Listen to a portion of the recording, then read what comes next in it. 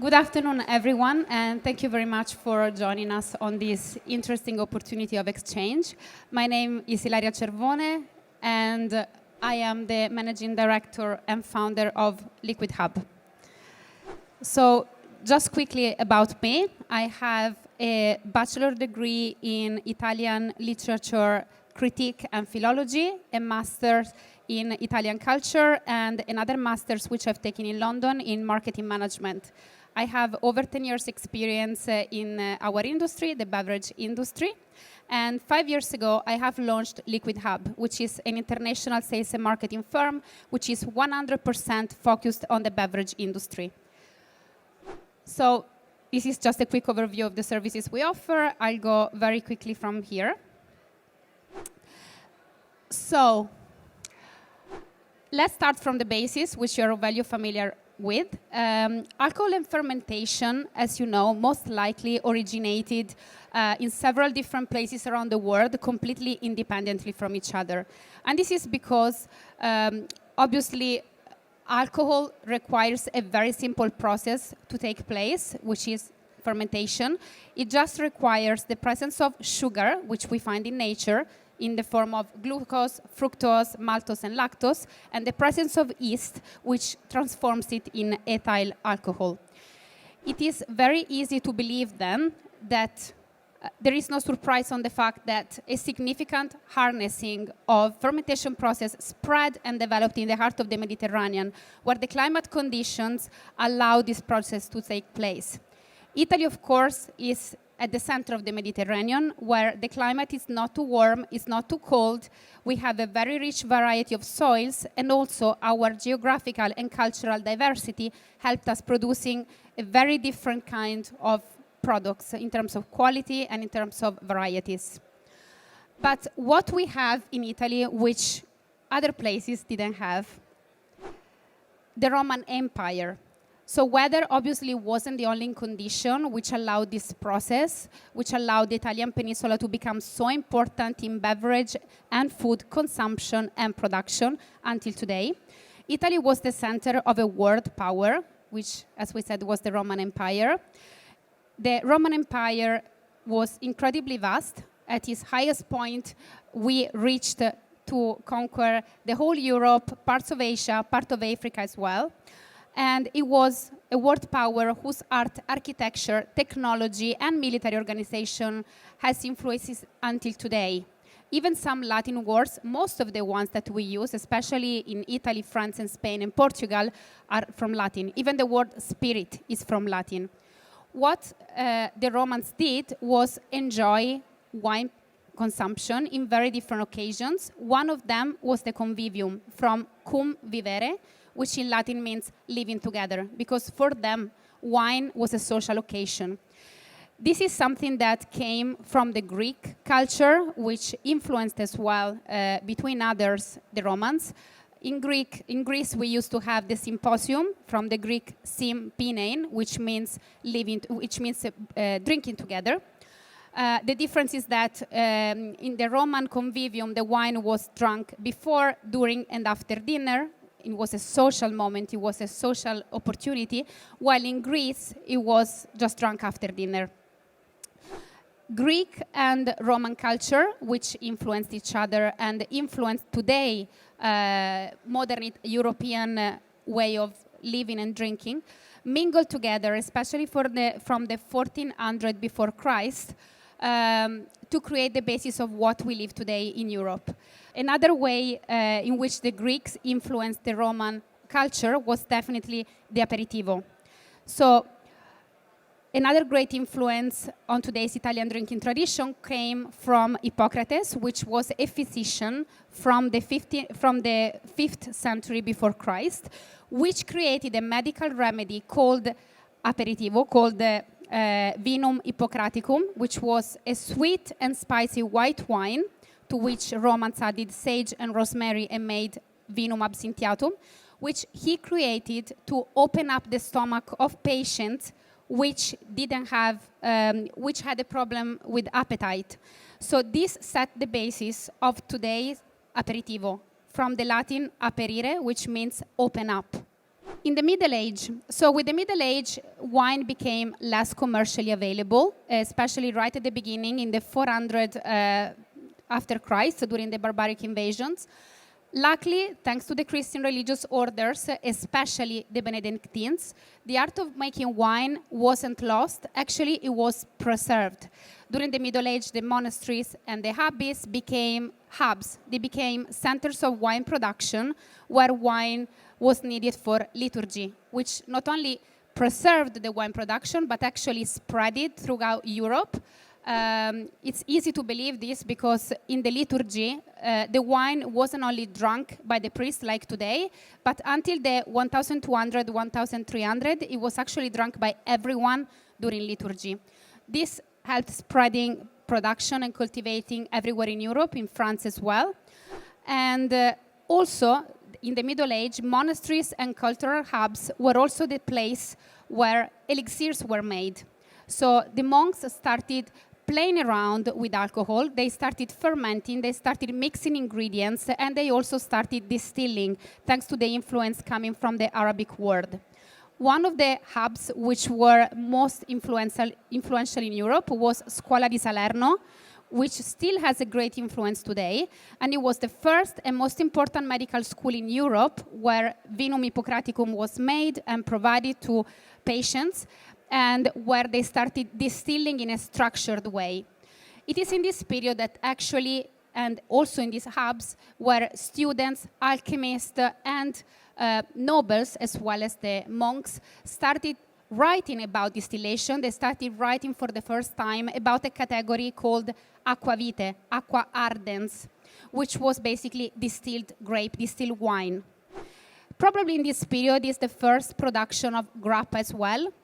Grappa wasn't an aquavite for the higher society, because higher society was keeping the wine for themselves, that they were keeping the distilled wine for themselves. So what they were leaving was just what's left of it, which was the pomace, so the stems, the husks, the seeds, which is what grappa was made of.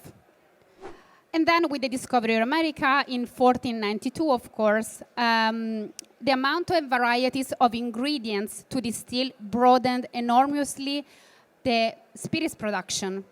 And also, mainly, the arrival of sugar made drinks much more palatable. This helped alcohol consumption become more varied and more popular as a pleasure rather than just a medical remedy. And a very important role in this transformation of consumption was played by the Medici family during the Renaissance, especially by Caterina de' Medici. Once she married King Henry II in France, she brought to the French court the aperitivo consumption tradition. She started bringing in France the practice of welcoming guests with an alcoholic beverage, which is the basis of aperitivo. And then in the 17th and 18th century, following up on the fact that people were actually drinking for pleasure and not just as a medical remedy, scientists and chemists concentrated their efforts on creating techniques to allow larger production at minor cost until the 19th, 20th century, where the modern industry of distillation in Italy was born. So today, let's say in the late 19th and 20th century, Italy has officially defined the existence of some categories of iconic spirits that would become synonymous with its cultural identity. From grape, we have vermouth. We know that the vermouth, of course, is not a spirit, it's not distilled, it's an aromatized fortified wine, but it's very important to mention it because it's a very iconic alcoholic beverage category in Italy. Then we have aquavit, grappa, and brandy. From elixirs, what we have today are amaro, which is a herbal liqueur with a bitter flavor and minimum 15% alcohol by volume, and bitter, which is basically the same thing. The only difference is the occasion of consumption, because bitter mainly was born as a category at the beginning of the 20th century, and it was mainly intended to be used before the meal and the mixology. Amaro today has experienced an evolution. Even Amaro is used in mixology. You can see what Amaro Montenegro is doing, for example. It's a great mixology investment and movement behind that. And of course, we have liqueurs. We have tens, if not more, of liqueurs in Italy, which were made from the Italian elixirs in the Middle Age and are still made today. Genepi, Genziana, they're all local and they all champion Italy's biodiversity. As you probably all know, the EU geographical indication system favors the territory, production, and economy. And we are very proud as Italians to say that Italy is the #1 country for the largest number of agri-food products with designation of origin and geographical indication, which means and which demonstrate the excellence of our product and the fact that the excellence of our products is linked to the territory where they come from. And the number of actually products which were registered with geographical indication are 37, which is a very high number. What's the landscape today? So in Italy at the moment, we have granted around 150 distillation licenses. Not all of them are active. Some of them are still, we increase this number every year. 85% still produces grappa, which still demonstrate how high the category is in our country. 80% has just less than 10 employees. They're all small realities, but they're producing a lot and they're producing great brands. In Italy, we have a lower consumption compared with other countries, but we drink premium quality ingredients. Grappa. Many people say that grappa is the most iconic Italian spirit, and this is true. There is actually a disciplinary which was published, which says that the denomination grappa is exclusively reserved for pommed spirits obtained from raw materials obtained from grapes produced and vinified in Italy. So it's a 100% Italian brand. This is just a quick overview of some Italian leaders, which we have chosen just based on their turnover in 2022. They all have a turnover of over 20 million euros per year. You might recognize some of them. And this is just a quick list of some iconic labels, which you will luckily find in every bar you can find in Italy. So aperitivo, amaro, bitter, liqueur, brandy. Some of them changed their packaging, just twisted a little bit the recipe, but mostly they are just as they were when they were launched. Today, Italy's craft spirits landscape is a dynamic tapestry woven with various trends and consideration. The market size has been growing steadily and they've been expanding. This growth is definitely driven by the demand of many different people, even from other industries, to produce spirits brand. So there is a very high demand of third-party services. We have many different distilleries in Italy which provide this service. One of them is Torino Distillati, another one is Bespoke Distillery in Campania, another one in Trieste is Liquorificio Italia. Many people, they just want to launch their own brand, their own Amaro, because they want to tell a story, and this is a great way to do so. Also, modern consumers are seeking more than just a drink. Today, they're craving experiences, they're craving stories, they're craving authenticity, and craft spirits with their link to their territory through their botanicals, they're a great fit to do that. Also, mixology has been evolving, and there is an everyday higher demand for different brands providing different experience to consumers. Within Italy craft spirits market, several major categories have taken center stage. Of course, Amaro, Limoncello, Grappa, but also we have innovative liqueurs and distillates offering a very diversified landscape. Craft distillers started experimenting with locally sourced ingredients, infusing their products with the flavors of Italy's picturesque landscapes. And of course, we became great producers of gin. We have over 1,000 labels produced today.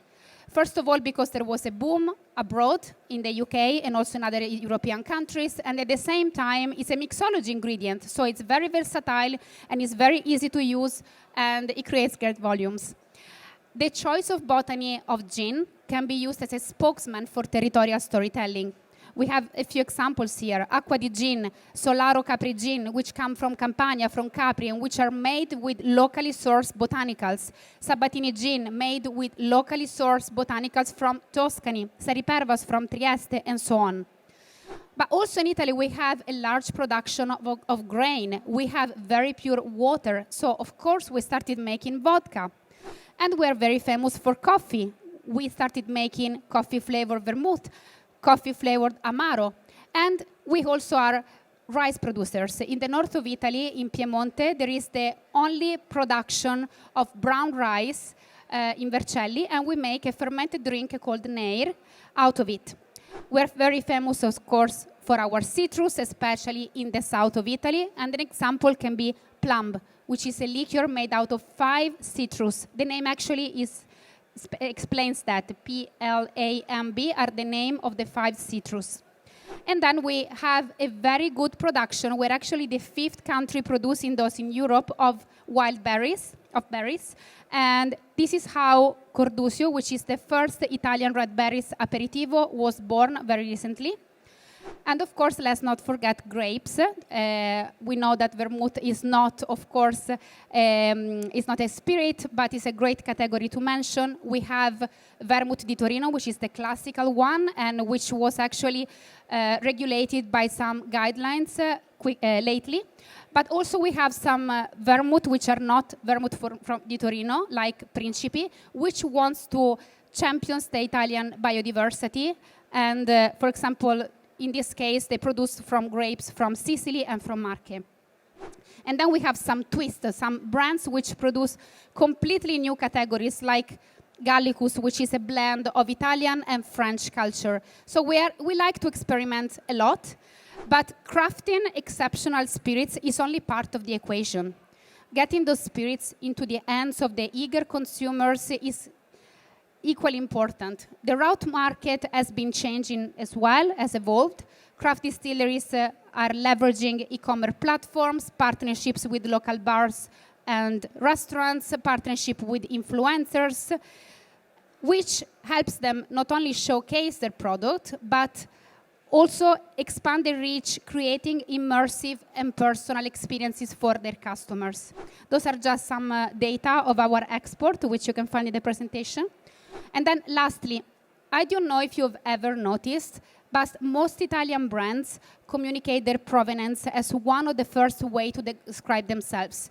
They're like, I am producing this Amaro and I am 100% Italian.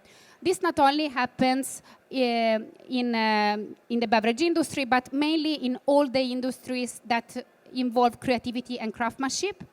But why is that? If you think about it, Italy, because of its history and besides its size, is a very diversified country, which could make quite difficult for producers to identify on a common made in Italy. However, there is a made in Italy we're proud of. What is it? Is that a stereotype, like many people think? Is it a brand, which I like to say sometimes? I think it is probably more accurate to say that it is a culture, which is the result of centuries of history, as well as the work of people who practice it every day at a local, national, and international level. Italy is often associated with old traditions, which of course makes its product qualitative and reliable, but it is innovation that makes them art. Regional differences and strong heritage are key ingredients of the identity of our brands, but what makes them unique and appealing at an international level is the ability of using that local and precious know-how and resources with a contemporary vision. So this is my contribution to the Italian craft spirits segment. I really hope that I wasn't too long, and I really hope that was interesting. I thank you very much for listening, and I'm looking forward to connecting with you all, and those are my contacts. Thank you very much.